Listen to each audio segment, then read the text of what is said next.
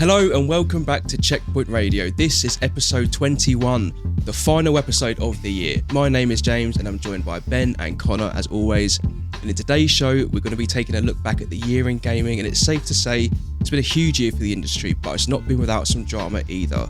But before we get into all that, gentlemen, it's the final episode of 2023. How are we all feeling? Ben? Very good, thank you, mate. I have enjoyed a nice weekend with the family, excited for the last episode of the year, and yeah, just can't wait to get started. Awesome. Connor, how you been, mate? Busy this week at work, obviously. Working in retail, coming up to Christmas, pain in the arse. But busy. And trying to dodge this bug that's going around, but I think I'm failing. Yeah. I can feel my nose going. My daughter was really ill the last few days.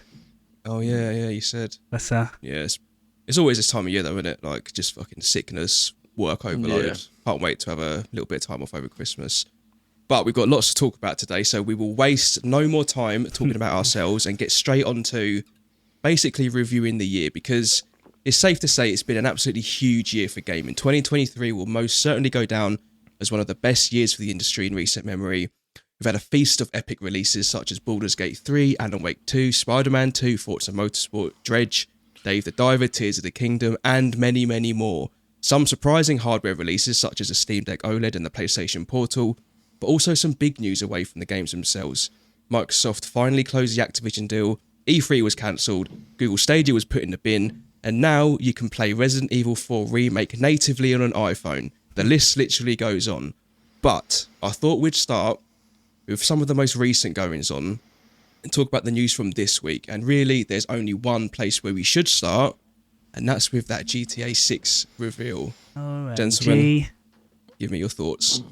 I mean, what a trailer. We were guessing before that it was probably going to be like a 30-second short little snippet trailer, no release date announcement or anything, but the trailer was like ripe for the picking. You could literally pause it at any frame and extrapolate a ton of data and information, and truly got me hyped. But I'm holding my hype because that release date is big, or long I should say.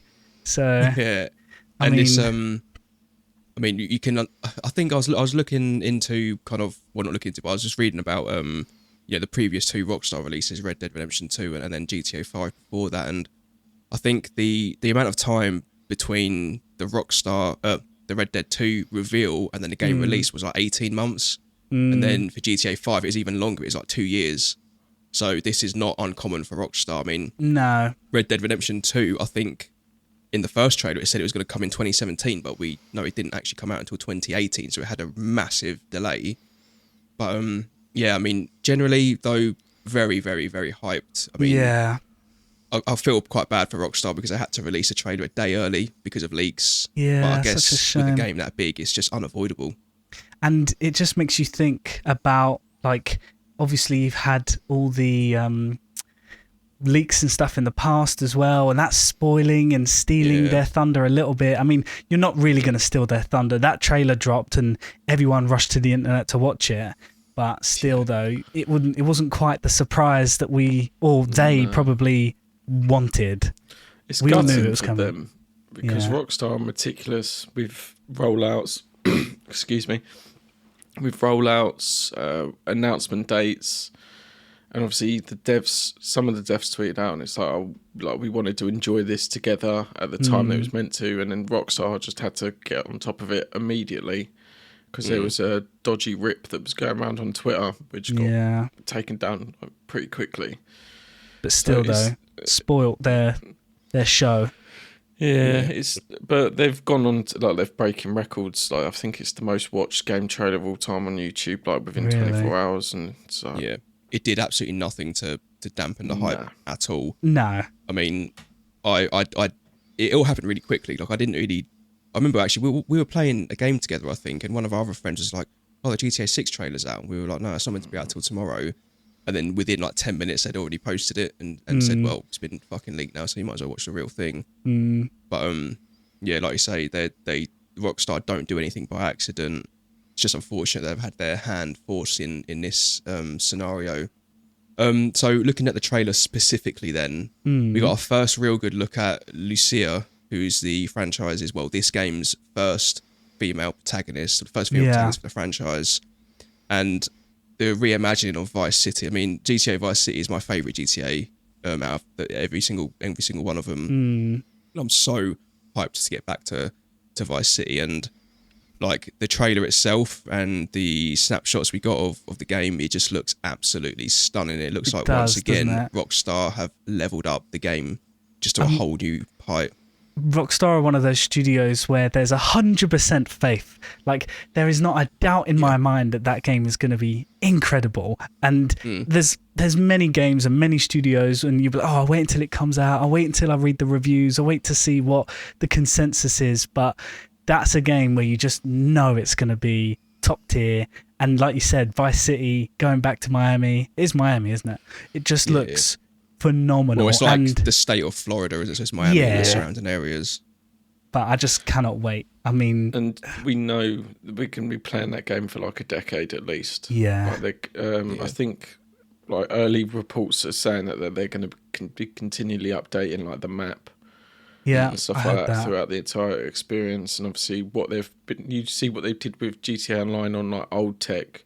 If you look at what like Fortnite are doing and other platforms are doing, where they're constantly adding new game modes, people are making new content, they're doing collaborations. I think GTA Online is going to be an absolute different beast. Yeah, when that comes out.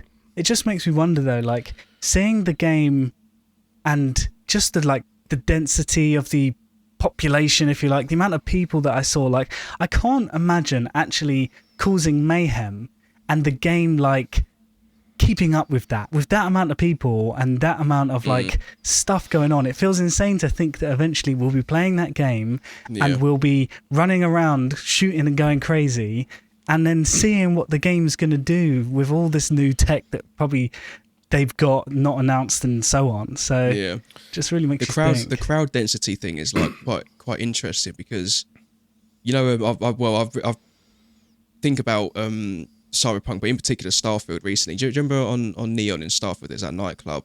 And then you go in there and there's like maybe 3 people here and like 2 people there. And it's like 20 people in total and stuff. But then you look at the shots of the nightclub. And now I'm not going to sort of like, well, actually, you know, I ain't going to say this with chest. Everything we saw in that trailer was in game, like 100%. There's minimal CGI in that trailer because Rockstar don't do trailers that are full of CGI. They shoot everything in game.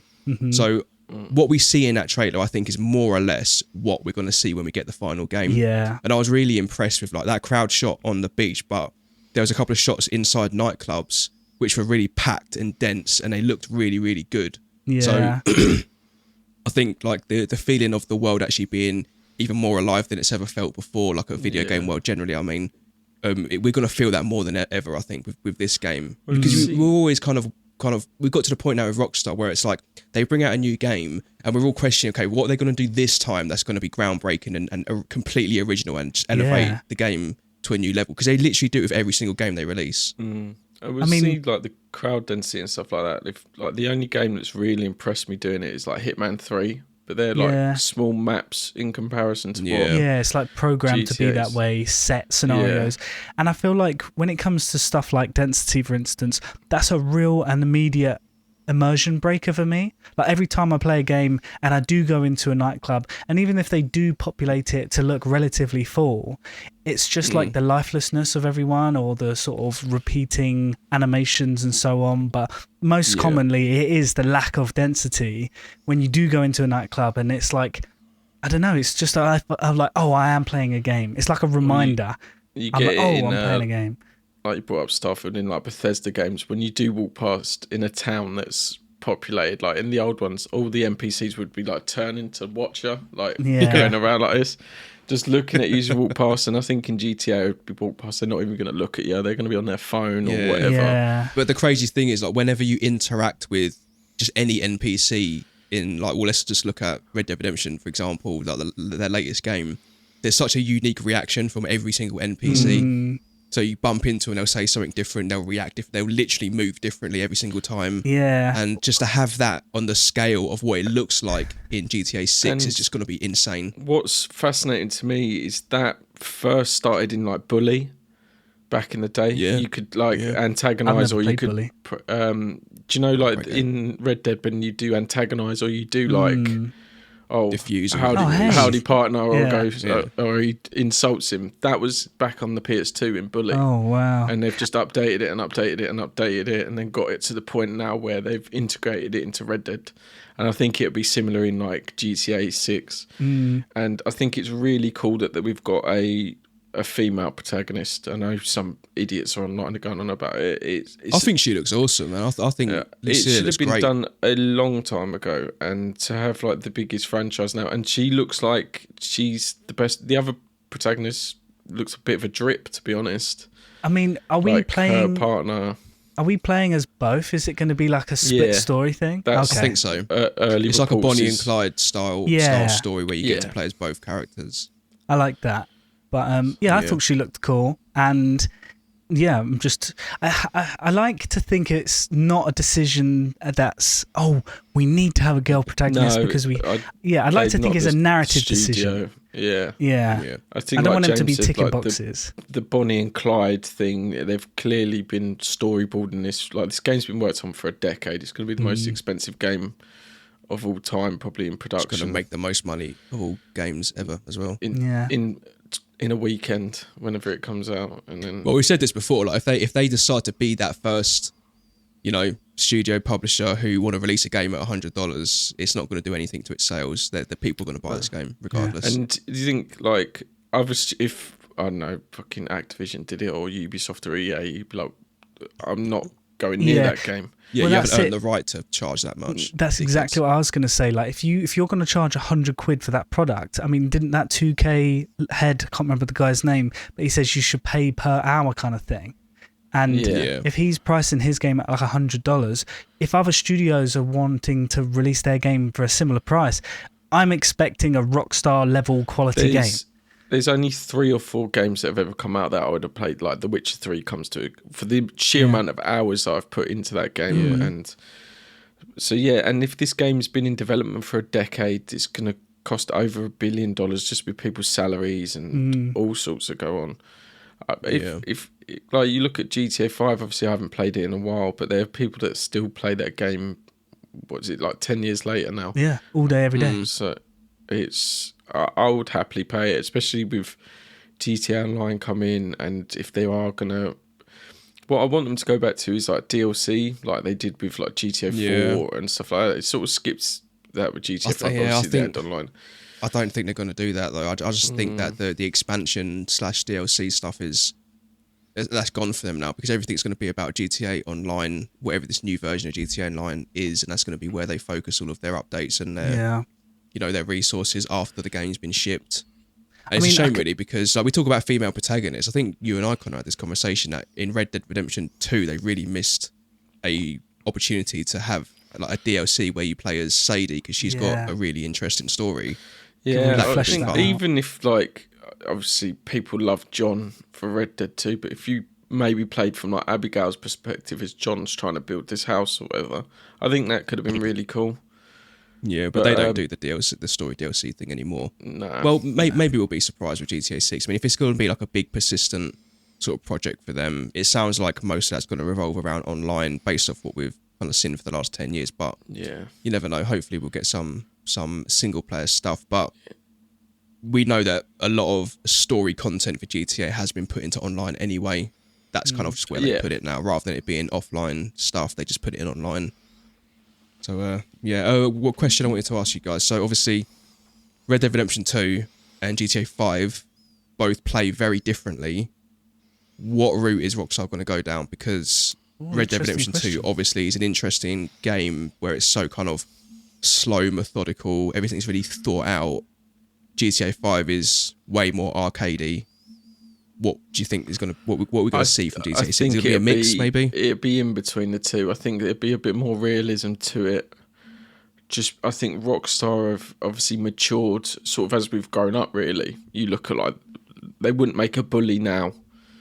They wouldn't make even in GTA 5 and GTA 4. It was a lot more mature. Like San Andreas, you can go around and get like massive dildos and slap people in the face with them and stuff like that. And then they sort of GTA 4 was them aiming to be. It was almost like a Scorsese sort of thing. It's a gritty gangster. This is us film. growing up.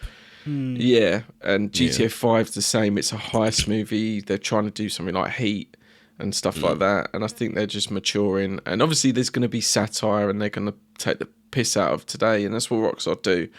But in terms of presentation and gameplay, they've matured. So I think it'd be a bit between the two. I think there'd be times where you're going to run around with an AK-47 and just shoot down an entire street and have fun with it.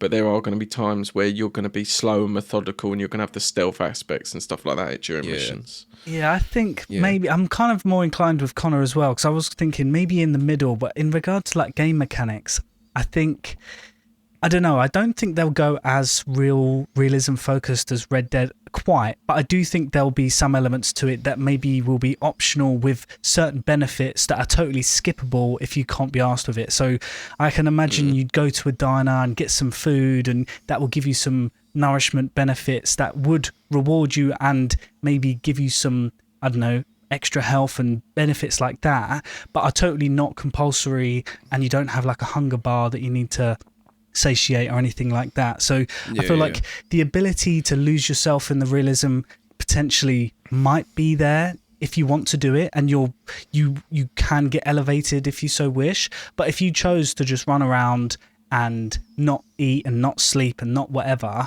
then treat it like some big open world arcade sandbox experience.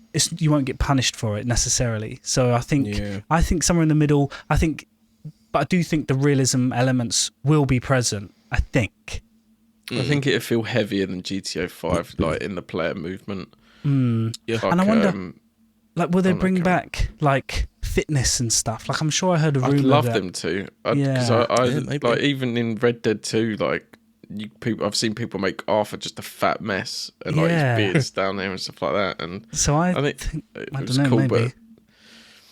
But I don't know. Well, before we give it away from GTA 6, there's one kind of final sour note we're gonna have to end on. No mention of a PC release date, which honestly, I'm hoping they don't do it, but it seems like they are going to do it. They're going to do it. And not release the PC version alongside the console versions, which sucks because we know that the PS5 and the Xbox versions are going to be some fucking capped at 30 FPS checkerboard 4K bullshit. And why would you do it? Just give us the best version of the game from day one so we can actually experience it the way you intended it to be experienced. I don't know how they're going to optimize this game for the S. And I wouldn't be surprised if Rockstar tell Xbox, like, we're not fucking doing it.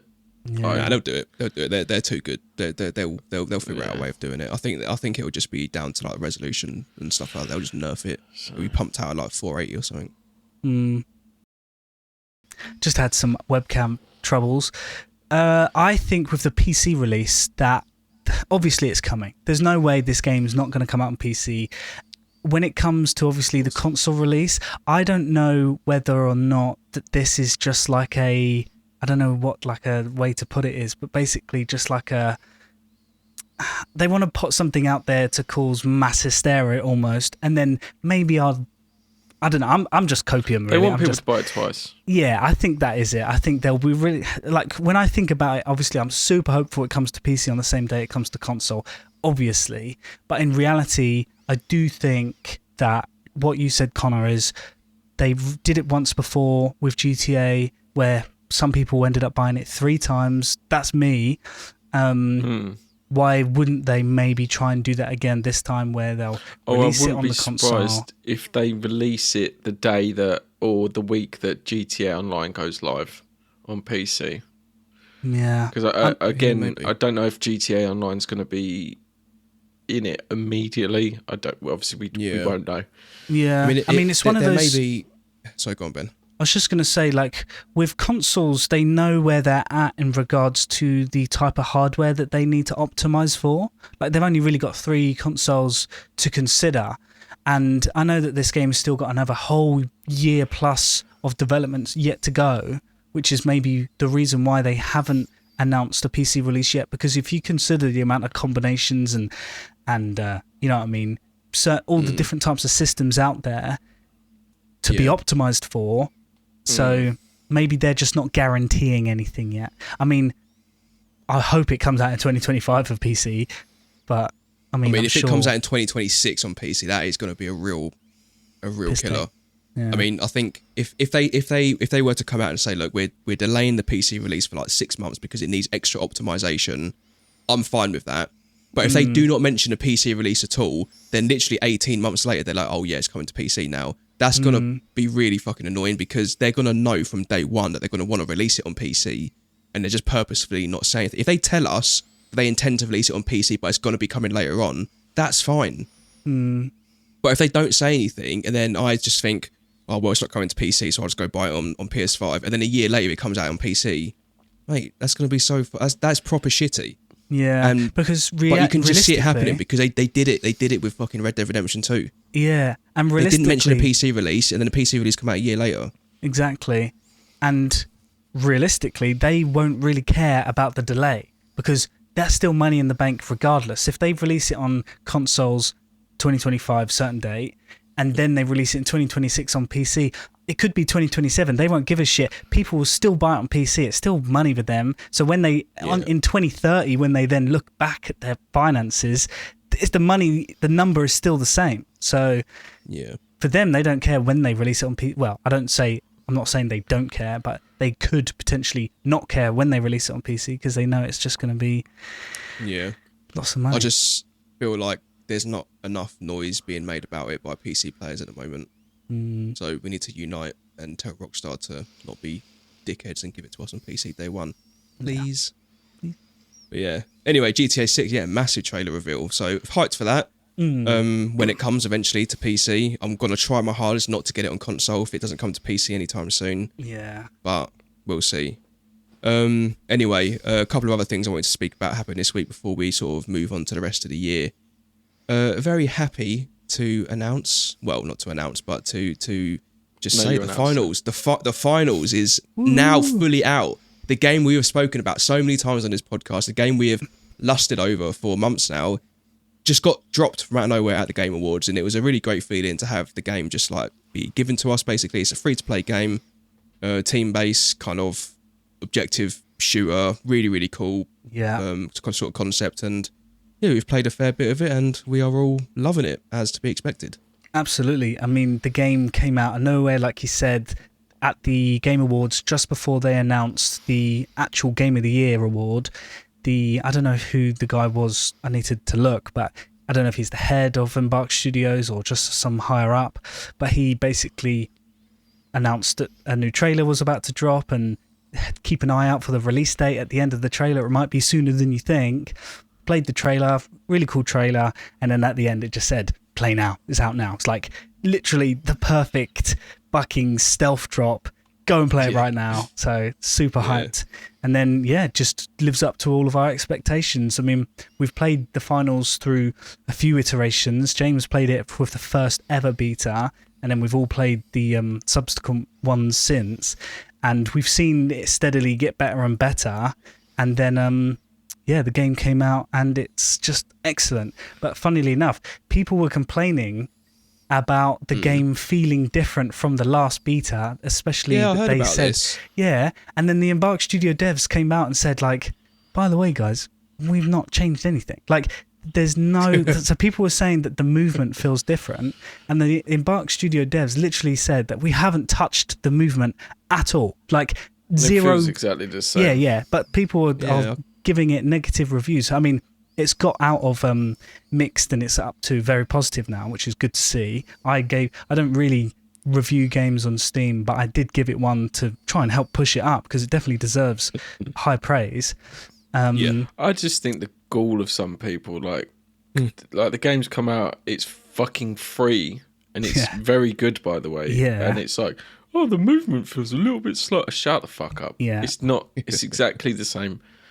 I can't say I noticed anything when I jumped No, I on didn't. It's still as kind of fast-paced and frantic as it always was. Yeah. It just feels slightly more refined. Like they've sort of like... Oh yeah, I think they've maybe done something to like the mantling and stuff. Yeah, because it feels a bit sharper, so that felt quite nice. Yeah, generally the game is just absolutely solid. Yeah, I mean, for me, I don't want to mention the second game I'm going to mention because we've got a segment towards the end about surprises, but there's 2 games for me right now. And if you put me on a desert Gollum island... and The Walking Dead. Yeah, put me on a desert island with these 2 games, the finals and this other one I'm going to mention, I will be a very happy gamer for a long time. Before. No. Well, it's funny you mentioned the day before because that's the next thing I wanted to speak about. The day before, this mythic fucking scam of a PC game has finally been released. To no one's surprise, it's absolute dog shit. So, I'm kind of... And it's like 30 you say that, quid. but I'm kind of curious to see what it's all about. In January when it's £15. Yeah, but what is going on? Like, this game has been through so many ups and downs over the last year. It was accused of being a scam game, not being real. The developers were accused of stealing content and assets from other games to use in their own game. Delays it's after come out delays. in so many delays. It came out in early access this past week for £30, by the way, which for an early access game is absolute criminal. Yeah. And people aren't happy with it. I watched a couple of streamers try and play it on day one. Extended wait times to get into lobbies. Just the most weirdest bugs when you're in the game. A really kind of empty, non-interesting world. Bland voice acting, bland characters. You can't even like vault fences and stuff like this. And it's like it's meant to be a survival horror literally, game. I know it's early access, but it literally does feel like it's half a game at the moment. This is where people like Steam and PlayStation and Xbox and stuff like that with their marketplaces need to actually take a stand. Steam should never have allowed this fucking back on. And you see Dark and Darker struggling to get onto Steam because of a lawsuit from their previous employers. Yeah, a game that everyone loves as well. And this game lost its copyright to a fucking calculator app. And it's been accused of stealing and AI and all this shit. And Steam are like, yeah, come on. And you see other people struggling to get on it. And like the PlayStation marketplace has gone to like shit to quality standards. The Nintendo shop is a fucking minefield. Like they've just had the game taken off because of its exact rip-off at 280p of The Last of Us. And they allowed it on their store. And... I know we want creators to create things, but this company has got prior with previous with games coming out, and they just abandon it after a week. You look at the day before, and it just feels like something is so off about this game and about this whole company. And I'm really surprised that Steam allowed it back onto the store after all the controversy that's happened this week. I mean. I don't know. It's hard to say. They saw profit margins. It was the most wishlisted game, you've got to protect the customers. I know everyone has the right to buy this game, and if people wanted to buy this game, they would have, like Dark and Darker, like I brought up. There's ways to do it, and they should not be, because this is just a money laundering scheme at this point. Because that game is not going to. That game is going to be on early access for 3 years, and then they're going to pull the plug, and then they're going to move on to the next whatever trend they want. Yeah, they need to be held accountable. I mean, like in regards to Steam just are, in my opinion, sort of putting their hands up and being like, fine, if you want it released, then good luck to you kind of thing. Because the game's got overwhelmingly negative reviews on Steam right now, and people are saying it's just unplayable, bugs. It's absolutely I can't remember the review I just read, but the money you have to invest in the game, real life money to help you progress even further, it's just a joke, really. And it's definitely a bit of a, I don't know. Yeah, it's not good at all. Yeah. Who knows where that game's going to end up? In the bin when they take off the servers in a week's time. Ain't going to go time. anywhere, man. They'll just shut it down like they did with previous games. Yeah. Yeah. But I mean, something big else happened this year as well. We had the Game Awards, so we recently had that. It took place on December 7th in Los Angeles. I guess this is intended to be a culmination or a celebration of how good this year has been, or it was supposed to be anyway. I was a little bit disappointed personally with the way the show itself focused a lot on like the spectacle and sort of the stars that were there, the celebrity presenters. It didn't really give the developers their time, their moments, their acceptance speeches, and they were rushed off stage, and the whole thing felt a little bit showy. And I feel like as well, Jeff Keighley really missed an opportunity to stand up for game developers, and address like these massive layoffs that have been happening and all like the kind of bad business that people have been doing, like that embrace a group and like unity and stuff like that. It's a tough But spot. the awards show, it gained a lot of attention from mainstream news outlets, so I guess he's happy. But winners and losers aside, like what did we think of the show? Like, it's kind of been overshadowed by all this. It was stupid. From obviously, I know they had issues with Christopher Judge last year. He had a long speech and it became a meme at some point. And but I don't want to see Timothée Chalamet coming up there and fucking talk about Wonka. Why are we not having people like, I don't know, Nolan North, Troy Baker, Ashley Birch, people, Gabe Newell, for example. It is Gabe Newell, isn't it, at Valve? Yeah. And like the creators of Doom, like the original Doom, these trailblazers and trendsetters, and Peter Molyneux, for example, like people like this that have worked in the industry for a long time coming up there, and devs are getting 30 seconds to talk about a game that took 5, 6, 7, 8 years of their life. Yeah. And oh look, we've got this fucking random celebrity who doesn't want to be here, doesn't give a flying fuck about it. We paid a load of money.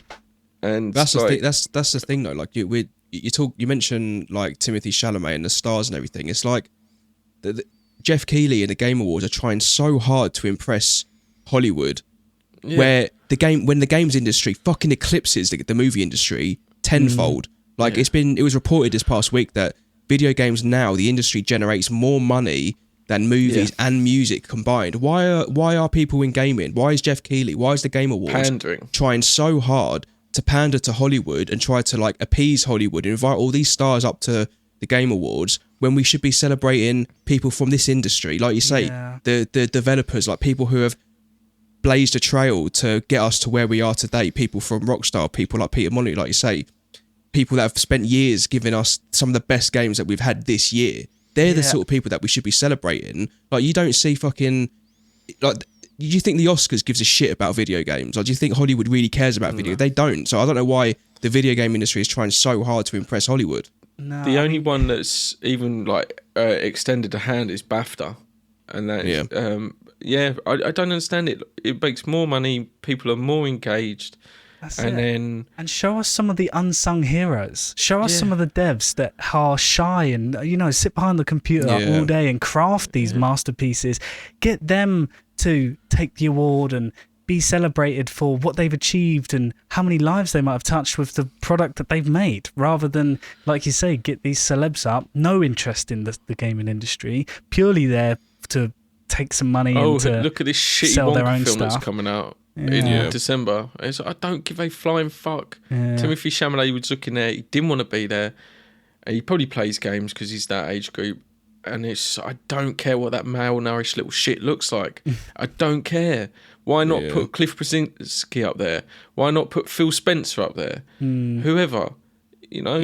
Jeff Keighley wants the games to be bigger and bigger, and the Game Awards is going to get bigger and bigger and bigger as the medium starts. But he doesn't need to appease the Hollywood elite to do so. If the games industry is already bigger than the movie industry. Like he doesn't need to be next year getting the approval of these Hollywood actors to prove it. I don't understand. I know next year it's in November or whatever. He's already announced it. Do it the same day as the Oscars, and go look. We've got more Twitch views than you have. We've got more YouTube views than you have. We've got more tweets than the Oscars have. We are bigger than you. Grab your nuts, drop the mic, and don't... obviously, more Hollywood actors are coming over to gaming. We've seen... I'm trying to think of people recently, like Rahul Kohli, who's in a lot of... Fall of the House at Usher and stuff like that. He's in, like, Warhammer Bolt Gun. More actors are coming over and they're loving it. But... Nolan North's been fucking in this industry when he was getting paid fuck all to do it. Get the guy who voices one of the people who's actually helped elevate this industry and move one it of the forward. most talented people in the industry. He voices films for DC and Marvel, and he's been in this from day dot. Troy Baker has obviously gone over to be in the Last of Us TV show, but with a Naughty Dog and studios like this have shown what mocap can do, and you're seeing what Kojima's doing with these actors, and it's just like, I don't give a fuck if The Rock's there next year or whatever they're trying to do. I don't care. Yeah, I mean, there's a guy called Steve Blum. Did you mention him? I swear, if you play any game, 8 out of 10 games will include this guy's voice. I've obviously been going back through my gaming backlog, and I am not shocked now when I hear this guy's voice. I hear it in maybe half of the games that I've played. I hear this guy's voice. I've never seen him on stage to take some kind of credit for something that he's done for thousands of projects, probably. Or at least present an award as well. Yeah. Like, you know, you got fucking Anthony Mackie up there presenting an award. You got Timothy Chalamet presenting. It's like Anthony Mackie was the only one that kind of made sense because he was in the Twisted Metal TV show. And that one, it's like, oh, okay, but still, it should be by the gamers for the gamers, shouldn't it? Yeah. Just trying way too hard and spending way too much effort on trying to impress like Hollywood. But I mean, I don't want to spend too much time talking about the award show because still lots more to talk about. So from the award show, as we saw, Baldur's Gate 3 took home the biggest prize, Game of the Year, well deserved as well. We also saw Alan Wake 2 pick up several major honours, but when you look down the list of nominees, whether they've won or not, it's been a really, really impressive year for gaming. Oh yeah, and not just the games themselves, you know. Shout out to Sea of Stars as well. Sabotage Studio, they liked one of our posts a while ago when I was talking about it. No way. Yeah, so it's good to see they're over the moon, and they're really good with their community on Instagram. I think it's sabotage.studio. They're fantastic. And Sea of Stars is great, so I was glad to see them pick up an award. I played the demo of that, and it was really Sea of Stars is a good game. But yeah, I mean, as I was saying, I mean, I think the year's been kind of compounded by the fact that we've had several high-profile video game adaptations as well, like HBO's The Last of Us, Super Mario Bros. Movie was $1 billion movie. And then, like I said earlier, now it's been sort of kind of widely reported that the video games industry generates more money than movies and music combined. So it really has been a great year for games. And, you know, I'll look down some of the lists of the games I've got here: Alan Wake 2, Hogwarts Legacy, Baldur's Gate 3, Tears of the Kingdom, Dredge, Forza Motorsport, David Diver, Spider-Man 2, Starfield. Like, the list is just fucking endless. Hi-Fi Rush. It just feels like every month we've had high quality, top tier games. And then you see what was announced at, like, we've got this Kojima film / horror game with Jordan Peele that I think is going to be a cloud game coming out. Yeah, that Light No Fire. Sega are bringing back a load of old games and making them modern again, like Crazy Taxi, Golden Axe, Jet Set Radio, like a Blade game's coming. Yeah. And it's just like, you think, oh, what can they announce and stuff like that, and it just continues and continues and continues. It's just been, and across the board, I mean, remakes have been on form, you've had DLC that's been top tier. It's just like, you name it. If I had to pick a year of gaming to just last me forever, like if you had to pick 1 year of game, you can only play the games that came out this year, you'd be a fool not to pick 2023 at the minute. It's been that kind of year. Yeah, really it's been really good. impressive. Well, you know, aside from the games, I mean, I've enjoyed so many new games this year, and I've been really sort of, well, actually, I didn't really enjoy Spider-Man 2, but I just want to throw a bit of shade at that game because it's bang average. We've had some really cool hardware releases as well, which I think's been quite interesting. And, you know, I was kind of thinking to myself, would we have had all of this new hardware if the games industry wasn't as strong? Would there be a desire for it?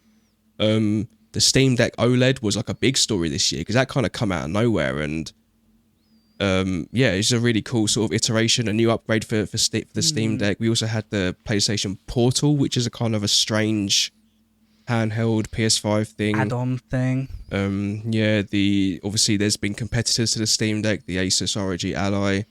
Actually looks an really iPhone good. 15 can now play games natively as well, like Resident Evil 4 Remake, which is strange. So it's been a really, really big year, and I think none of that would have been possible if it wasn't for, you know, just the way, the place in which we're at the moment with the industry. I look at those devices, obviously the PlayStation Portal, I think it's got potential, like the second iteration. I think it should have been like a PSP, but the Sony do things weird. But I look at Stadia closing down this year, and it's like, if you came out 2 or 3 years later, you would have been perfect for this. I mean, it was the right idea, wrong time, and... Well, let's talk about Stadia for a minute then, because Stadia's a really interesting one, because we all did an episode a little while ago where we actually ventured into cloud gaming, and I think the consensus was, if you don't mind me speaking for both of you, is that we were actually quite impressed with what we'd seen from cloud. And the technology now had come a long way from when I first tried it out, even just a couple of years ago with Xbox Cloud Gaming. I completely agree with what you said, Connor. Google Stadia, it just came too soon. I just think they made too many kind of big mistakes and released it too early.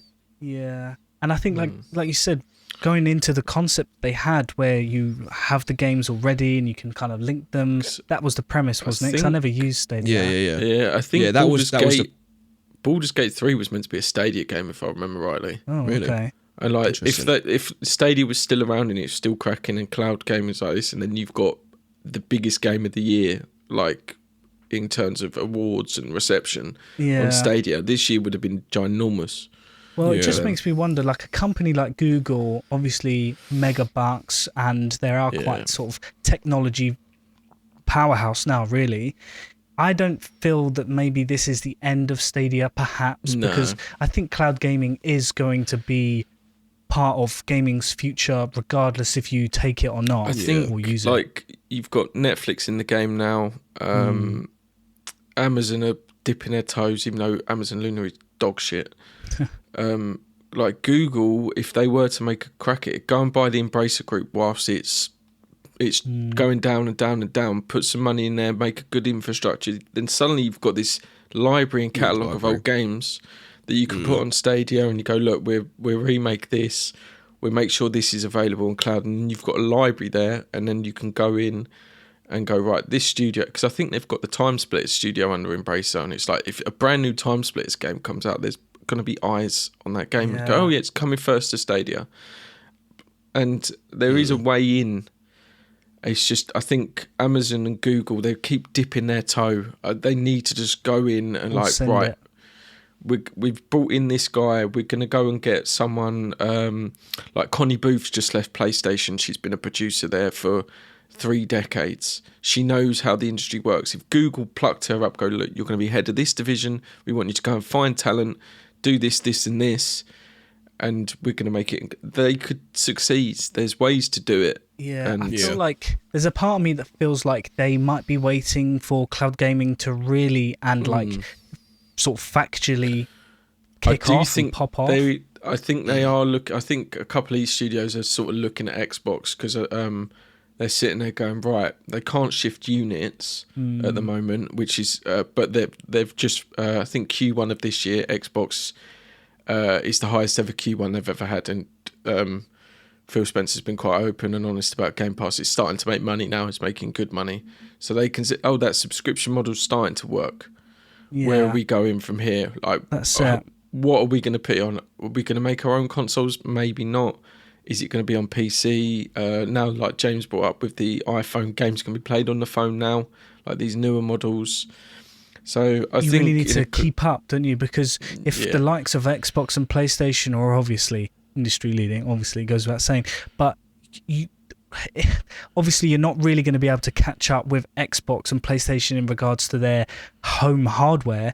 But when it comes to cloud gaming, where it's still finding its feet, this and that region of gaming is maybe where you can start to make some ground, because before long they're going to be leagues ahead and you're never going to catch up. It's almost like trying to create a company now to rival the likes of Amazon. They're so far ahead. How on earth does any company ever catch up with that? So I don't know. I mean, I do see a future for cloud gaming, definitely.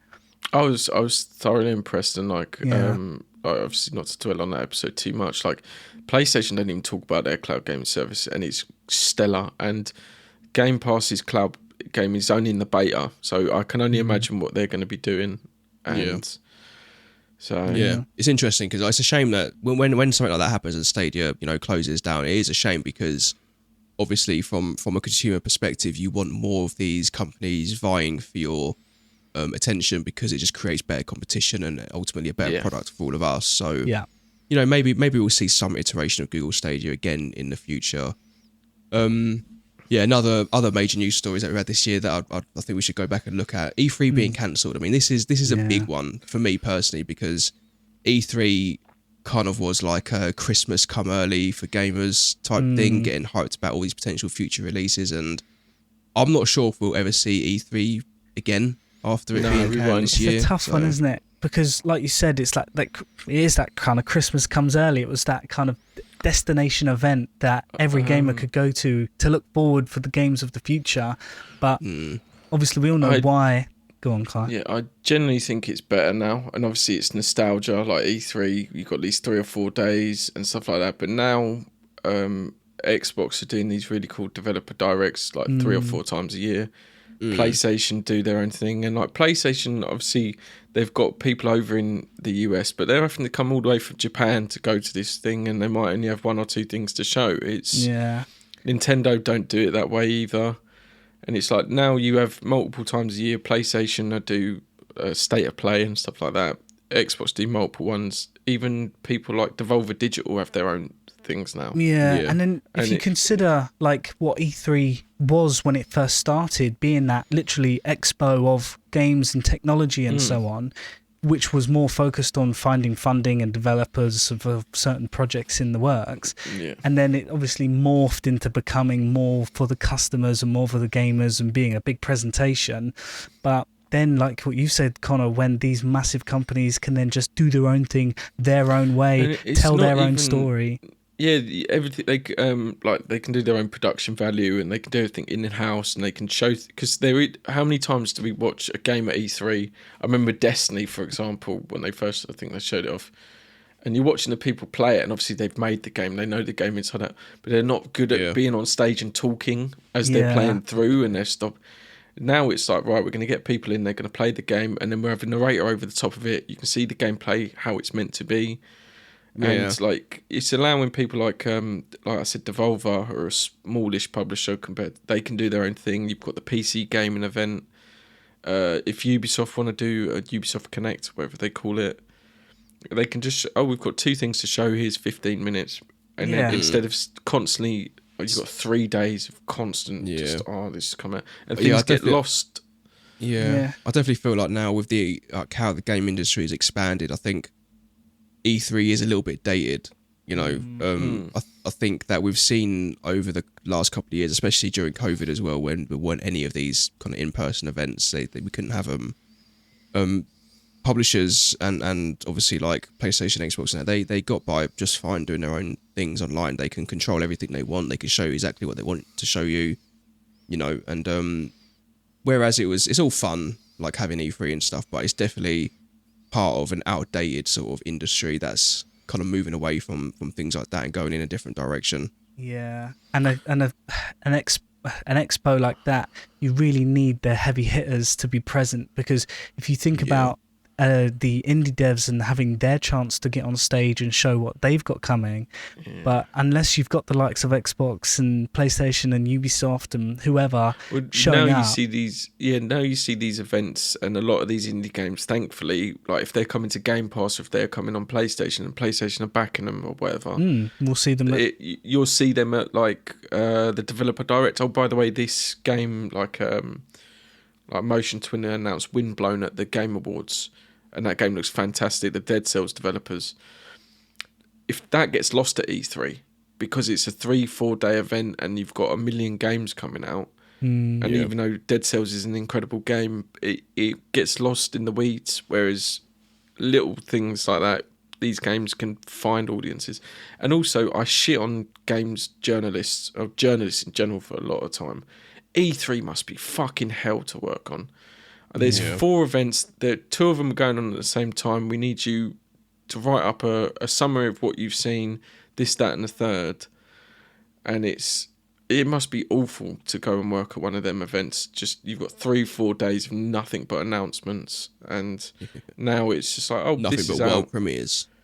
Yeah, world premiere. Well, yeah. And it's, so I think, like you said, E3's dated. I will always have love for E3 because, like you said, it was that Christmas came early. Do you think a lot of it as well is that E3 now, when you're kind of seeing these games being announced sort of like from the past recent E3 events, you just don't know if they're ever going to come out or when they're coming out as well. But whereas E3, like way back in the day, you'd sort of watch it, the games would be announced, and you'd know that when it said the release date on the fucking title card at the end, it would come out on that release date. Yeah. So it's like you could actually get excited about it. That doesn't seem like it ever happened. Like, that's a dream. Yeah. That's a long lost memory. You see it all the time. Like Cyberpunk 2077 got nominated for the the ongoing game. Best ongoing game. What? I don't even know what that means. No, and it's just like, well, is it ongoing because you've had to patch it 50 times because it was shit when it came out? That is it, isn't it? That's a good So question. yeah, what is that? What does that mean? Like, what are you being awarded for? Literally, I don't understand what it means. I thought it was it's a Fortnite or something like that because exactly. I thought it was to do with like an online persistent game like Destiny, like Fortnite, like Warzone. I thought that was what the award was for. But we must. Be I feel like they just wanted to give it an award, just because. Because of the DLC was so good and well received. But it's like speaking of no release dates, like that Blade game got teased by Arcade and Leon, who made Deathloop, and I'm interested in a Blade game. That game's not coming out for 4 years. Like it's like, why tease it at this point? Obviously, it's a big announcement and stuff like that. Also, there's all that shit as well about it. Apparently, well, people don't know if it's going to be an Xbox exclusive or whatever. And it's like, just who cares at the end of the day? Really, who cares? Just like, why are you whinging about everything? Like they've literally just teased it. They've said it's coming. Like, just chill. Wait for more information. People love to moan. Do love to moan. But yeah, speaking of Bethesda and Xbox finally closed the deal for Activision this year. We haven't actually had a chance to really speak about it, I think, because it went on for so fucking long and it got so boring in the end. In the slightest. Yeah, so what does the future hold for Activision now? It's part of Xbox. I'm not sure, I mean, we haven't seen anything yet from their new We've seen a companionship. shitty fucking Call of Duty game. Oh, I suppose. Which did anyone see Christopher Judge made? To be fair, though, that's nothing to do with Xbox. I'm not giving any credit for Modern Warfare 3. I am, because they put a fucking heinous advert every time you loaded up the Xbox going, "Whoa, Modern Warfare's out." It's criminal. Christopher Judge did that joke about his speech last year was longer than the Call of Duty's campaign. No way. It was a funny joke. Yeah. And some Call of Duty devs tweeted about it. Some of them were like, "Oh, it's not very nice when a peer," and that one I understand with. There's this douchebag on Twitter called Tickle Matter. That's his actual handle. Works in the industry, and he goes, "Imagine having short spelt with a $sign because he's an idiot. User engagement once your game is consumed can't relate, and a yawn emoji." So he's taking shots at God of War because apparently when you complete a game, you don't go back to it. And it's just like, you made a bad game. Innit? It's just fucking childish. Grow up, all of you. Oh, it just bored my piss. All right, well, do we? Okay, so Activision lately as they've been going through it. Right, there's been a lot of fucking drama at that studio, a lot of bullshit going on with Bobby Kotick. Call of Duty's not in the best place. It could be at the moment. Can Xbox make things better for Activision? Can they make Call of Duty great again? I'm so interested what they do when Bobby Kotick leaves, because everything they've bought apart from King, which is the mobile side, makes so that thing just runs itself from what I understand. Blizzard is a shell of what it was a decade ago, and you've seen so many people leave there and say it's not what it was. Blizzard were this bastion of incredible games, and we've seen it with I don't want to take shots at Redfall, but that studio Arcane, they lost half their developers during that cycle, and the game wasn't up to their standards. And I look at Blizzard, we see it all the time. Studios get rid of people, and then I'm worried about GTA, for example. The houses have left. I am generally worried. Like, you see it all the time. Blizzard aren't what they were. Activision of in that cycle, and they're very similar to EA in certain. It's just monetization. Yeah. And Diablo 4 I enjoyed, but they've done things, and it's, if Xbox can get in there, take out of that. Obviously, they need to make a profit. I'm not saying that, but but there's ways you can monetize games without it being a slap in the face to the gamer. We know this for this is loads of other games managed to do that. I mean, it's think how all the problem, free-to-play games thrive. How do exactly. free-to-play games make it? And but I think Activision has got, like, particularly the Call of Duty studios, has got like a real kind of like toxicity problem that needs to be sorted out, and that probably comes from Bobby Kotick. And Yeah. I think with Blizzard, they've lost their way and they need to be kind of realigned with what they were once good at. The problem Xbox have, and it's a good problem to have, is these games make a lot of money. And they want to keep making this money because you don't drop that sort of money on the... Obviously, it's not going to hurt Microsoft in the long run. But it's going to look bad on Matt Booty and Phil Spencer if these games come out and they continually get worse, which Call of Duty is in a downward trend at the moment. Overwatch is an absolute shambles. That I don't know, that game's fallen off a cliff. Yeah. Blizzard aren't in a good space. They need to get in there and be proactive with it, and I don't think they will. They've got so much on their... You see what they did, what happened with Redfall. They didn't. I don't think anyone at Xbox actually fucking played that game before it came out. They went, "Oh, internal reviewers said it was about 7," and they need to be proactive. They need to get in there. They need to go and talk to these people that are employed by Activision Blizzard and like, what's the work environment like? Yeah, Who needs to go? This place is like the amount of sexual assault charges and discrimination charges that have been thrown at Bobby Kotick and the people that work for him.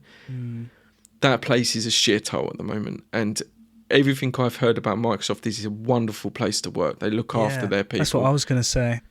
They need to get in there, and it's from the ground up. HR teams need to go in there. They need to see who needs to go, and it could be 3, 4, 5 years before we see what Xbox can actually do with this, because these games are in cycles, like Infinity Ward are working on something, Sledgehammer, Treyarch, it's just continuous.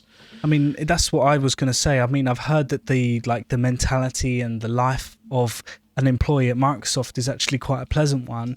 So I'm hoping that there's going to be a period of time where obviously they're doing a lot of people management, putting, maybe getting rid of the people that they need to and sorting out the culture. Assessing the culture. Yeah, and then I'd like to make... Yeah, and then when it comes to the games, I am half expecting to see like a completely new IP from Activision with the backing of Microsoft, and maybe like a new team that they'll make within Activision, because he's been teasing old Activision games like openly, and I think he's, for all of his faults, he does have his finger on the pulse, like Spyro games, and he's a gamer, isn't he? In the day, so he's tuned in to what the industry, what's going on. When Phil and the people that buy a studio, they don't necessarily look at it for what they've currently got. They look at what IPs in the background. You've got Spyro, you've got Crash Bandicoot, and a whole back catalogue of games that they, even if they don't remaster them and remake them, they can put onto Game Pass. Oh, by the way, here's this game that you love. I think that's sort of due to come. I'd like to see lots of, obviously Activision been around for decades, but I'd really like to see like a partnership where they've created something together and you'll see Activision and Xbox's name on a brand new IP, never seen before, whole new concept. Well, we've spoke like we'd love to see what Infinity Ward could do outside of Call of Duty, and like go and make a brand new IP. Yeah. Split them off. I don't know. I mean, that's what I'd like to see. I don't know how many people are still there, but like Raven used to make fucking games, and now they've been they just make Call of Duty DLC maps, and it's just like you've wasted such a good studio there just to make some money, and it's because we're seeing this with. Have you seen with the Bungie? What's going on at Bungie at the moment? Kind of. So obviously, a lot of people having to take pay cuts and stuff like that, and people at Bungie have sort of said to like the higher ups, "Why aren't you taking cuts?" And they said like, "This studio, we don't do that here." Like but if Bungie get into a certain financial disarray, like Sony can step in and take charge. Yeah. Like. And obviously, I'd love Bungie to remain independent and stuff like that. But Bungie have lost their way, and similar to Activision and like Infinity Ward and these places like this, I'd love to see Sony go in and take control of Bungie and say, "Look, we'll deal with the financial stuff. We'll run it from here. You just go and make the games that we know you can make." And this is what I'd love to see at Activision, Blizzard. If Xbox can get into Blizzard and go, look, take all that monetization shit out. We'd do that side of it. We've got these other developers and studios that you can work with. We've got AI technology, all this. Make what you can. Make something fantastic. Yeah. They're on to a winner. It's difficult because obviously we know it takes years now to make a game, and it still takes a long time to implement changes to a game as well. It could take months or even years in itself, or adding DLC and things like that. So no matter what's going to happen at Activision and Blizzard, it's not going to be happening anytime soon. Nah, and that's pretty much guaranteed. They've still got that agreement with Sony as well over Call of Duty. So I think there's still another Call of Duty to come after this one before they can break that that first party deal that they've got going on with PlayStation. It's not even Call of Duty I'm worried about with them, because it's going to make money. And it's I agree, but I'm just really curious to see what Xbox can get out of all the talent that is at Activision and I wonder, Blizzard at the moment. Like, what's the first obvious change that the customer is going to see? What's the first thing that we as gamers are going to notice? Obviously, all the entire library is just going to end up on Game Pass. That would be the first thing you see. Yeah, like you mentioned, all these older games, they'll probably bring them back to life and stick them on Game Pass. Obviously we're a bit more invested than like the casual gamers, so nothing's really going to change them. I just want to see that studio run properly. Like, I'm sick of seeing like people like Bobby Kotick in this industry making money off of people's backs and treating them like shit. Yeah, and he's still there, and it's like, what are you doing? Stinking up the place. Get out. Get that gremlin out of this industry. He's made enough money. And we see it too much. We see it like I said with Bungie, like these people that are in charge of Bungie, and Bungie are held to such high regard, and they're just cutting costs and getting rid of people because they won't take a pay cut. And it's almost like, I'd love Sony to go in there and go, look, we're fucking these people off. Herman Host and these other people at PlayStation, we'll take control. We'll deal with this sort of stuff. Just go and make what you can make. And this is what I want Xbox to do, and they need to be more proactive. And I do worry in the long haul, because they've got so many studios now. Yeah, they're getting big now. Xbox. They're getting Disney levels. They've got 30 plus studios, and these leaked emails underneath them. These leaked emails and documents, and obviously the amount of studios they want to fucking buy. They want Sega. And I know people have gone, oh no, they're joking about Nintendo. They're not joking about Nintendo. They want Nintendo. They've wanted Nintendo before Xbox was a thing. They got laughed out of the building in Japan. Like, they're going to go after every studio they can get hold of. And they have not got the balls to do it. Like, they don't know how to run what they've got now. And it's not, obviously, I don't know what Matt Booty and Phil Spencer do on a day-to-day basis. There is not enough people in charge. Yeah. They are getting Disney levels big, and we've seen what Disney levels happens. They've ruined Star Wars. They've ruined Marvel. It's too many cooks. And who knows? It's crazy. Yeah. Well, just another massive story for this year. I just wanted to quickly mention, I mean, you mentioned Bungie earlier. They're kind of going through it, and I don't think we can kind of speak about how good the games have been this year without also speaking about how many kind of layoffs and how many problems that the industry has seen as well. Yeah, such a shame to see. We won't dwell on it for too long, but obviously, I don't really understand what's going on. I think it's COVID bubbles burst. Yeah, that's part of it. And then I also think that there's just been some real kind of selfish decisions made by people that are in charge of these places without thinking about the long term. Like James, we had a discussion recently, like obviously I'm not the company you work for and the company I work for, they made so much money during COVID, and Ben, you would be exactly the same. Yeah. And then they realise, and like James, like you worked from home from a long period of time, and like people are now realising we can cut costs here, we can get rid of this, we can get rid of this, and there was so much money and infrastructure that have gone into these studios that cost so much just investment, and they've realised we can get rid of a lot of it. But like with these big companies, you see the benefits and the perks and the bonuses that these CEOs get. And it's just like, it's mental. they won't take a pay cut whatsoever. And with the Bungie situation, devs have said to the higher-ups, like, this isn't going to be good, and we need to change this and that, and they won't. And they won't do it. The wrong people are in charge. And you see it with PlayStation, for example, like Jim Ryan got made fun of because, he's never played a game, etc. PlayStation have released 2 games this year, and they've sold more consoles than anyone else. Like, they're doing something right. And like, I think he might have been pushed out with certain things, but you need these people in there that are going to cut where they need to cut and run these studios properly, because Embrace have shut down like 15 studios, it feels like, and some of these studios are not going to last long. And big studios, like, and obviously Destiny's a big game, stuff like that. If Bungie were completely independent without that Sony money, they could be in trouble right now. Like, they could be gone. Yeah, it is worrying. Yeah, it's a tough one, isn't it? I mean, if you look at like gaming, like we said earlier, the one of, if not the biggest media industry of all time now, then you think about how much money they're generating, and obviously you have to like evaluate every studio independently and consider that even though gaming as an industry is hitting all-time highs and so on, obviously some studios are suffering more than others. And then obviously, like you said at the beginning, kind of COVID, you throw that into the mix, you got all these developers working from home, hiring more people to help with the stress of not working as a team or constrained working conditions, and then that bubble's popped post-COVID.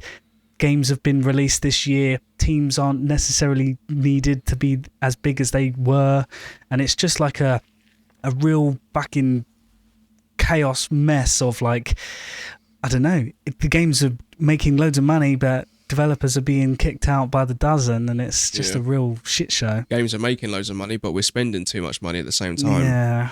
It's just not sustainable, though, is it? Like, I look at the Embracer Group, like, what the fuck is going on there? Yeah. They bought up so many of these fucking studios. They closed half of them down, and everyone's losing their jobs. Wiped them out. What are you doing? Like, what was the plan all along?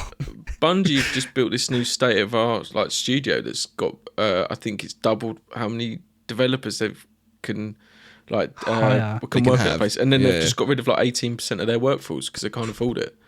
And it's like, and that's a massive shouldn't laugh, company. really, should we? No, not to the it's the fucking idiots that are in charge at the top, and the stupidity of it all. It just doesn't make any sense. If I own a business and I've got these people on my payroll, and the product that I'm in charge of isn't to the standard, isn't making the money of it, I wouldn't dare take a fucking bonus.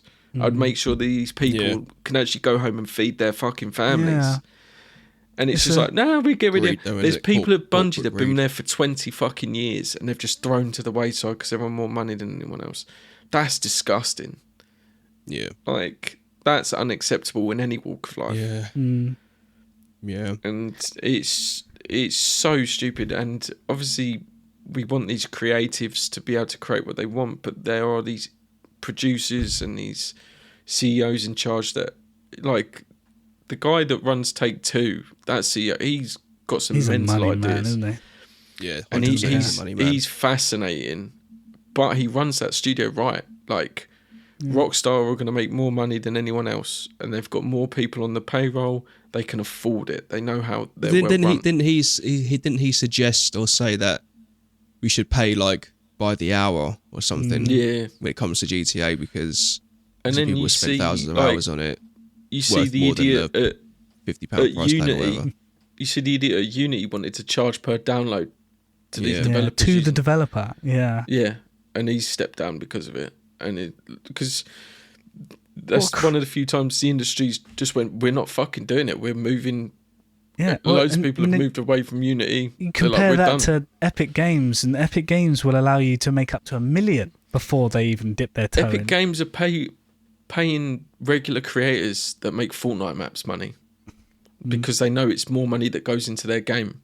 If you And you're created rewarding a system that requires them to do less. If you can get super talented, super skilled people out there to make stuff for you, and then probably give them in considerate, considering how much money Epic Games make, a real fraction of the amount of money that they'll make, then... But how many times do you see a small like group of mates make a mod pack for a company and then they get hired or it gets bought? Yeah. It's like there's so many creatives out there, but they need to be managed correctly. Yeah. And like Embrace have bought up everything, but they haven't got the finances that Tencent have got, or they're spending way above they're spending above their means. It's like you're buying stuff and not releasing anything. You've got like they've bought the Time Splitters studio that own Time Splitters, and people have been wanting a Time Splitters game for ages, and then they go, "Oh, we've got that, we've got this, we've got THQ Nordic, Lord of the Rings," Rings. but there's no games coming out. Well, fucking do something then. Yeah. Do something with them then. Stop sacking people. I did Gollum. Say no more. Yeah. Anyway. Game of the year. Anyway, yeah, but I don't want to end on a negative note because, like, we're kind of looking back at the year, and there's been some real crazy stories from this year, but I'm always going to remember 2023. I think. Just quickly on the positives of obviously, there's been a lot of decline and studios closing. In August, there was like these financial reports, like the gaming market this year is estimated to make $187.7 billion this year, and like mobile revenues going up, consoles revenues going up, and two markets that are projected to get really big and they are growing is Sweden and India this year. So it's good to see it's not just like US, and obviously you've got like Asian markets. Like in Japan and China and stuff like this, like India are really doubling down on the video game market. Sweden are getting very big on it, and like we've seen in England this year, multiple studios have popped up. Like IO Interactive, the people that make Hitman, have got a studio open up in Brighton. So there has been a lot of growth in different markets. So I'm fascinated to see what India do in 5 to 10 years with the amount of people in that country, and if they can get development studios out there and they can teach people how to make video games. Like the potential is mental. Yeah. Cool. Well, just to kind of like wrap up this section, I originally wanted to do kind of like a best and worst thing, but I think we'll ditch the worst and we'll just do the best. So we go around the room and you can pick one or two things. We'll have a little chat about it. What has been your favourite thing from this year in video games? It can be a game itself, it could be a moment from a game, it could be a news story, it could be an epic fucking 25 player kill streak, whatever you want it to be. I'll go first. I'll break the ice. Do it. So my absolute favourite thing from this year that I have experienced was actually from a game, and it's going to sound a bit corny, but it just had to be the We Sing chapter from Alan Wake 2. It just had to be it, because this gave me the most joy of any gaming moment I've experienced from this year. Without a doubt, it was the biggest surprise, and I was grinning like a child throughout the whole thing. It was incredible.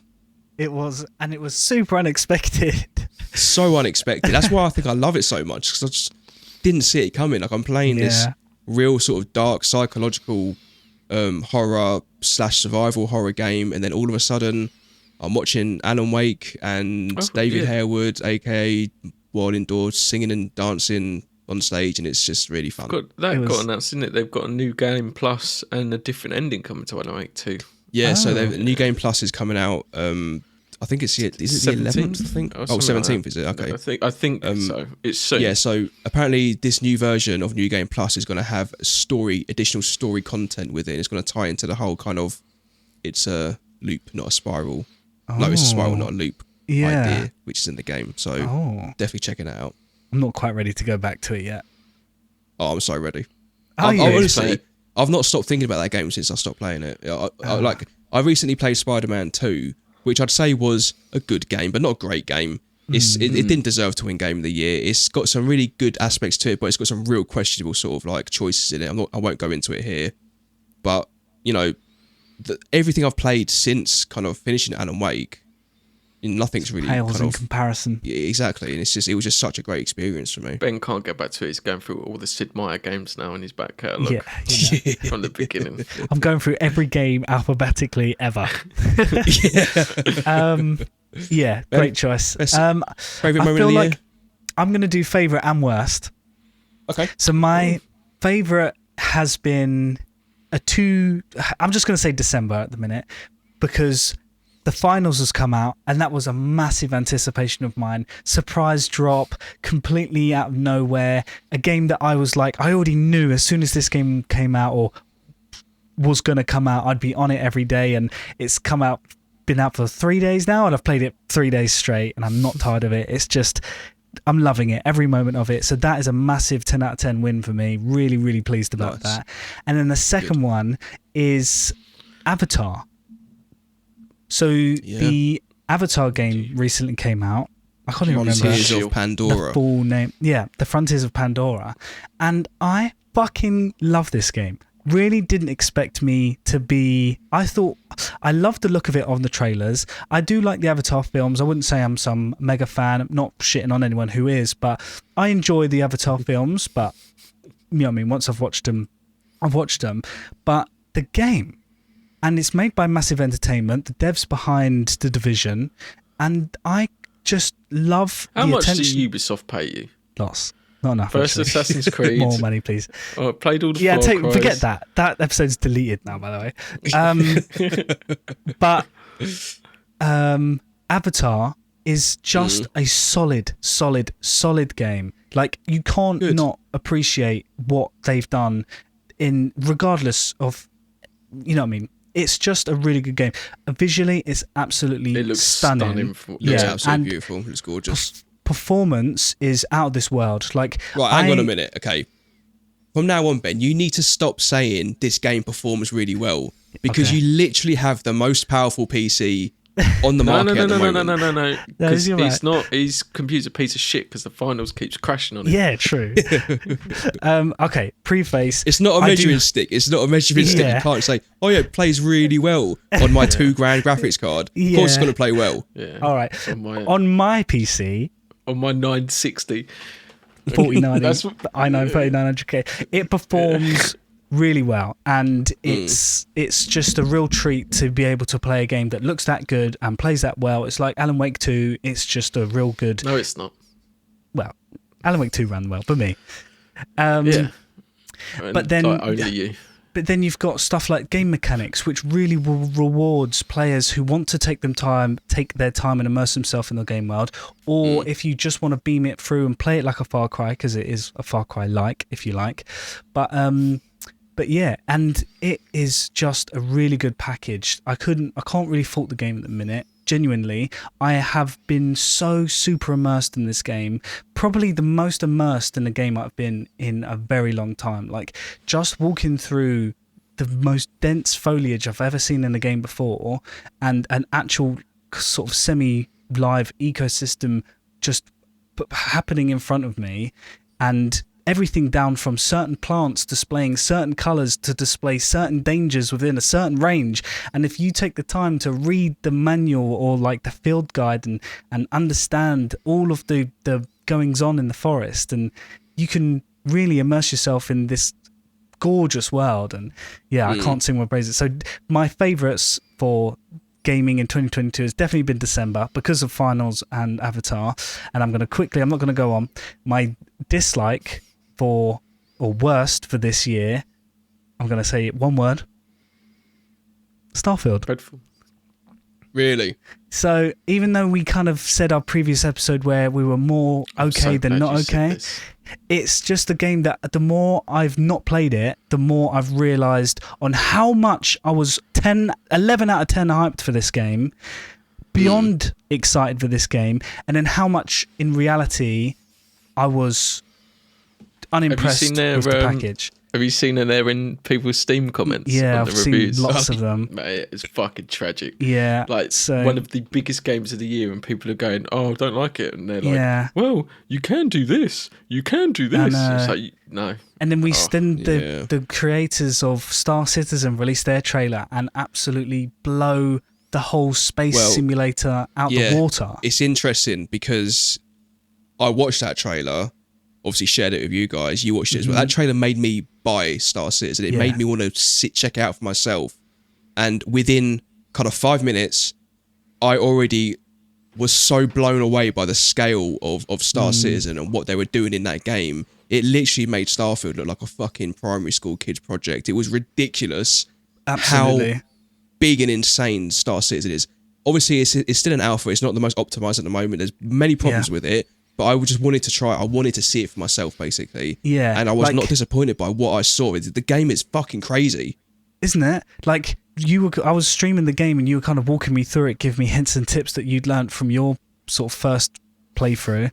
And the whole process of like waking up in your apartment, making your way to like the dockyard, fetching your ship, flying it, ascending through the clouds up into space, all seamless, zero fucking loading screens, actually being within a city that was ginormous, taking some light speed train that genuinely real time traveled from point A to point B at literal light speed. Well, not literal, you know what I mean? Bullet train speeds.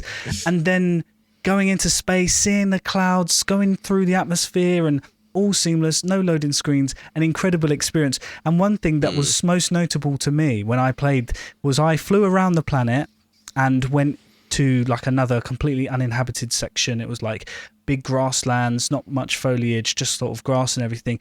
But the scale of the mountains in the distance and the fucking...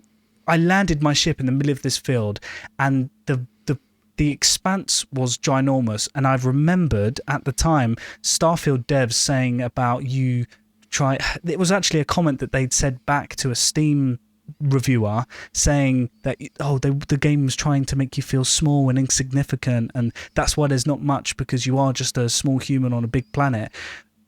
This experience I had on Star Citizen was exactly that. I was some tiny human on a massive planet, and that made me feel small and insignificant. Not Starfield, where I'm playing like a 1 kilometer by 1 kilometer map. I haven't even played Star Citizen, but No Man's Sky that come out in 2014 on last gen tech pisses all over Starfield in comparison. I mean, like, obviously we're getting into like a totally different topic now, but that's it. If anyone genuinely wants to experience that kind of like spacefaring adventure, Star Citizen is a game you should keep your eye on, because it's a really interesting project, and the sort of like 7, 8, 9, 10 hours I've spent on it so far, I'm really interested to see how this game develops over time. And it funnily enough, it really highlights the flaws of Starfield, unfortunately. Really and like, I've been like really against Star Citizen for a long time. I thought it was a money laundering scheme. Yeah, I think we all did at one point. I genuinely thought it was like the day after, whatever that fucking game was. Day before. Day before, yeah, that piece of shit. I genuinely thought it was one of those. Like, oh, we're going to take all this money. The game's never going to come out. But I've seen that trailer. I watched James play it the other day, and like I've bought Star Citizen. I'm going to jump into it at some point. Oh, nice. But I need to give it more of a go. Like, I'm so excited to see what that studio does. Like, yeah, how they kind of form this experience going forward, because I'm kind of reluctant to call it a game, because it really is like a space sim. It's not really a game. Everything's so kind of thought out and on purpose. You know, like you have to literally perform an action to pick up a bottle. You have to perform an action to drink it. You have to perform an action to put it down or put it away. It's not like... And it's all online. Yeah. Anyway, Connor, what's your best and worst? Worst would just be the closures this year. Like, it's so frustrating to see a industry make so much money. The best is 2. I've got the Dredge DLC to play, and Dredge and Dave the Diver have got a crossover event coming on the 15th. No way. So, that's awesome. Yeah, the studios have collabed, and there's going to be like Dredge content in Dave the Diver, and like I've a bit of a hipster, and those are my 2 favourite games this year. That's cool. Oh man, that's cool. I mean, I haven't played Dave the Diver yet, but you know, I will play it. Thank you, by the way, Connor. And also Dredge, Dredge is awesome. Yeah, I've got nothing but positive things to say about Dredge. It's a great little game. That moves on to more of what I'm more excited about this year. Obviously, those 2 games I love to bits. We're seeing people make like Lethal Company, which is a smash hit at the moment. What game? And these smaller studios making these, like Sea of Stars, I brought up Sabotage Studio earlier. Like, these small games are coming out, and they're just showing these AAA companies how to fucking make games. And it's not just... I look at certain things come out, and it's like Ben brought up like Avatar, and I'm sure it's a great game, but a lot of those sort of games are 80-hour fluff fests, and it's just filler. I That's don't the thing. want that. Like games don't need to be like some super polished, shiny $200 million budget experience. Like you can have a game like Lethal Company that gives you the same amount of enjoyment and fun as Spider-Man does, as any other AAA game does, because once the developers start actually focusing on the experience they want to give the player, opposed to how they want the game to look when it's shipped, you're going to end up playing something that people care about, how they've made it, and then that's going to be reflected in your experience when you play it. Everything comes down to gameplay loop. Like, this is why Nintendo is so successful. Yeah, but the games aren't as beautiful as everything else. But the game, it's a game. It feels like a game. It plays like a game. Exactly. Like gamers get the sort of bad rap in regards to the fact that they're all complainers and they're all very sort of anti this, and everyone loves to moan and negative reviews and everything like that. But then you get a game like Lethal Company that's graphically very unique and not everyone's cup of tea if that was to be any other type of game. But it doesn't matter. Like that, like you said about the gameplay loop, having a game that's actually super enjoyable and super fun and unexpected beats everything else. Beats graphics, beats, I don't know, like, sound design. We talk about Starfield. Like, I look at Fallout 3 and Oblivion. Those games are janky messes, but they've got the gameplay loop, and there's more. It feels more heart and soul have gone into those games than Starfield, which is Bethesda's most polished game ever, so they claim, and it runs better than us because of this engine that should have been upgraded 25 fucking years ago. Most outdated piece of shit game engine ever. But they haven't crafted anything. All of this is like procedurally generated, all this shit to make all these things, and I'd rather have had 6 planets that are crafted by people that put love, care and attention into them, and the gameplay, because the gameplay is the best gameplay Bethesda have ever put into a game, like the shooting mechanics and just everything else. But what makes Bethesda great are these worlds that they handcraft and they make and people love is gone. There's a reason why more people are playing Skyrim than Starfield. It's just people, they're getting so lazy with these games now, and like, this is procedurally generated and this has got AI to do this, that and the third.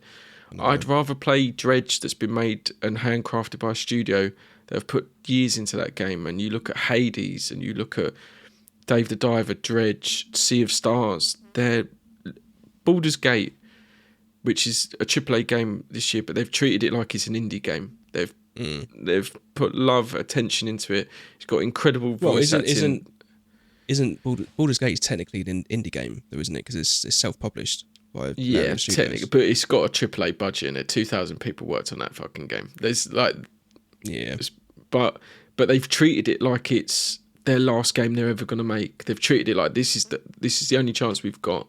Yeah. And whereas you see Activision, EA, Ubisoft, PlayStation, Xbox, whoever, we can chuck that game in the bin. Look at Anthem. Look at games like that. They haven't tried to fix them. And look at No Man's Sky. They had to fix it because it was a shit show. And that game's incredible now. Whereas EA and these other studios, we'd take a hit on that. Don't fucking matter. We're on to the next one. Yeah. Thanks, Connor. Well, before we sign off, I just wanted to give our listeners a huge shout out because thanks to you guys, we've actually had a far better year of doing this podcast than I think any of us could have imagined. And we're all extremely grateful for the time you've taken to listen to this show. We know that there are many, many, many video game podcasts out there, but it means the world to us that you have connected with ours. We always wanted Checkpoint Radio to be a place where we could have informed, fair and neutral discussions about gaming, but also celebrate the industry and share why video games are so important to us. And we really feel like we're creating that with the response we've had from our listeners. So thank you for lending us your time over the last few months. We really do appreciate it more than you realise. Gents, how do we feel about the last year of the show? I think it's gone pretty well, to be honest.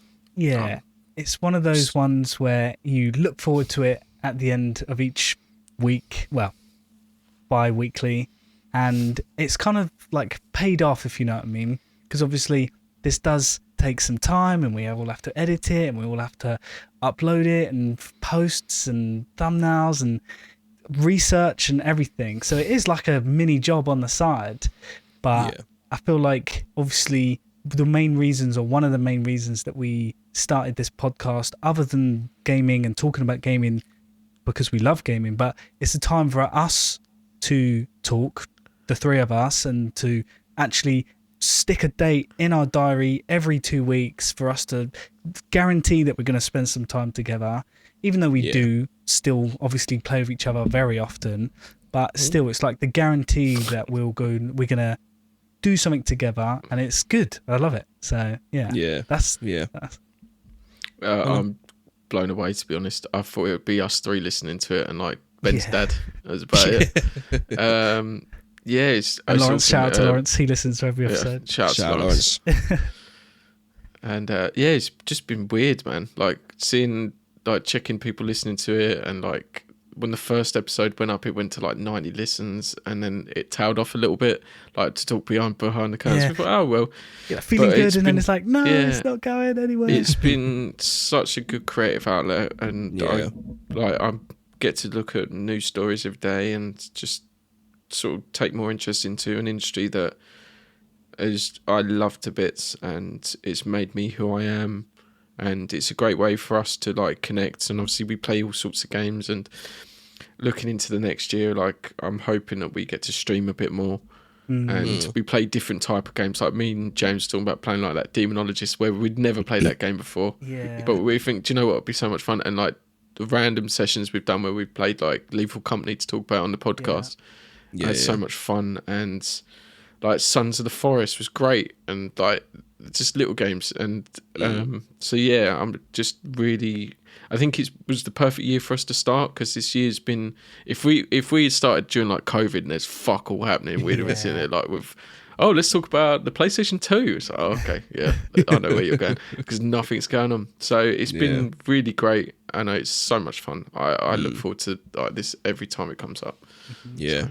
I think for me as well, I've always wanted to kind of build a community and have like a sense of like, you know, I just feel like there's so much kind of nonsense that you read online, and like social media is just full of like just some really crazy opinions. And like, I'm not saying that you know our opinion matters more than other people's or anything like that, but I just feel like that we as like a group, we represent gamers, like the majority of gamers, because we are gamers. We think like gamers, we act like gamers, we react to things the same way that most gamers would do. You know, we fucking hate price hikes, we hate fucking, you know, all this shit we've seen going on this year of industry allows. We hate all that stuff. You know, we're not in it for kind of views or clicks or anything like that. We genuinely enjoy the discussion about gaming, and if we can extend that out to other people who want to get involved in the conversation, and we're always willing to chat with people. And we got a few members on our Discord server who are really active and talk to us a lot of the time, and they ask us questions about stuff, we speak to them back,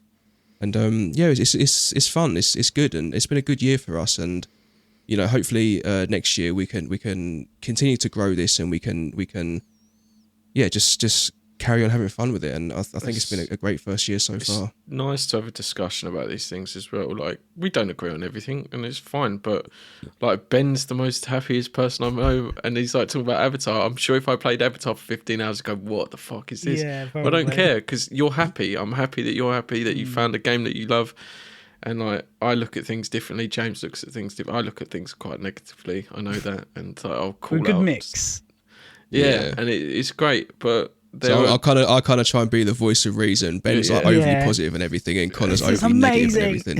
I'm not going to say I'm overly negative. I will call out Todd Howard on his bullshit. Yeah. But snake oil salesman Todd Howard, you're fooling no one. You are fooling no one. But I'll give him credit where credit's due. Like, Starfield did really well in numbers, but the game ain't great. But but I'm all joking aside. It's really nice to have a discussion, because obviously we talk about games and stuff like that.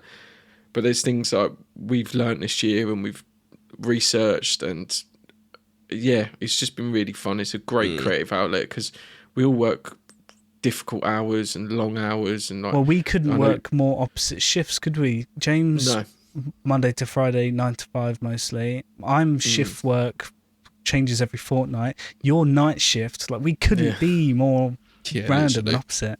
So to find the time to talk and play and so on is difficult. So that's why I like the regular. Yeah, and it's a great way to keep up. Obviously, we chat and on Discord and stuff like that. But like you say, Ben, we're like, you'll be like finishing the day, I'm starting mine. That's and stuff like that. It's always nice to see what's going on, and obviously, and also everyone that's been supportive in Discord and but I mentioned your dad earlier. Like he's been fucking great, and like Kieran jumped on the podcast, which is awesome. Which obviously it's an open invite. Yeah, he can come back whenever he wants. So, but yeah, it's just been really cool to see it grow, and like the places that people are popping up listening to. It's like, what? I've never even heard of this place. And people in fucking Singapore, USA obviously is a big market for us. Greece, Netherlands, Germany, Australia. There's people listening all over the world, and it's pretty crazy awesome. when you see it as well. You know, we've only released 20 episodes, and we've had 1,000+ downloads, which I think is like it's pretty cool. And like I'm not saying this to kind of brag or anything, because believe me, I'm not bragging at all. I am just very, very appreciative of everyone who's listened, because we originally started this for us, just as something to do. And then the idea of like having a community came around, but it's kind of like, well, you know, if people listen, then they listen, it's fine. If they don't, then they don't. But yeah, we mostly do it because we enjoy to do it for each other, and it's just fun. But the fact that we've got so many people who are actually listening, and people who are returning each week to listen, it really does mean a lot to us. And hopefully going into 2024, we can start to build out the community even more. We can have more engagement from people that listen to the show, and people can hopefully write in more. We're always happy to hear from our listeners. If you ever want to send us a message or hit us up on our Discord, and we really welcome that stuff. Yeah, and obviously Christmas is coming up, and it's a tough period for a lot of people. A lot of people get lonely around this time. So if you are listening, maybe get in a Discord and start a conversation, maybe find some people to play games with. Obviously, we'll try and jump in. I'd love to set up like a Halo tournament at some point, or like do something where we can get a load of people in, play some games, or maybe we download that mod for Lethal Company and get some people in and just have an absolute blast. So that's something I would like to be more active in that server in 2024. I just think something I would like us to stream more games. I'd like us to play more games and stuff like that, and post all our stuff in there. Yeah, and obviously if you've got any games you'd like us to try out, maybe something we've missed this year, or something that you're playing that you're enjoying, let us know. What you're looking forward to in 2024, let us know. Yeah. Well, speaking of Christmas, I guess we should say that we are actually taking a break over Christmas. So this will be our last episode for a few weeks, and our next episode 22, will be airing on January the 12th. So if you do want to continue to support us throughout that time, all you need to do is listen to the show. We're literally not asking for anything other than that. We just want people to listen and enjoy it. Give us feedback if you want, or don't. Like Connor said, game recommendations on our Discord. Send us comments, whatever you want. We're happy to hear from everyone. The podcast is available on all good streaming services. We've got a video version on YouTube as well. And you can access all of that by tapping the link in the description of this episode. Like, if you celebrate Christmas, have a great Christmas. And if not, have a good New Year. We'll speak to you soon. We will speak to you very soon. Well, I guess that wraps it up for 2023. Thank you all so much for listening to our show over the last few months. It's really been a great experience getting to do this and work on something that we all love and enjoy. We hope it comes across in the show. Like always, we have more content available and a community Discord server. Hit the link in the description of this video. You can see all that stuff. Well, I guess this is us signing off for 2023 now. We hope you have a happy holiday, happy new year and all that. And we'll see you next year. Bye.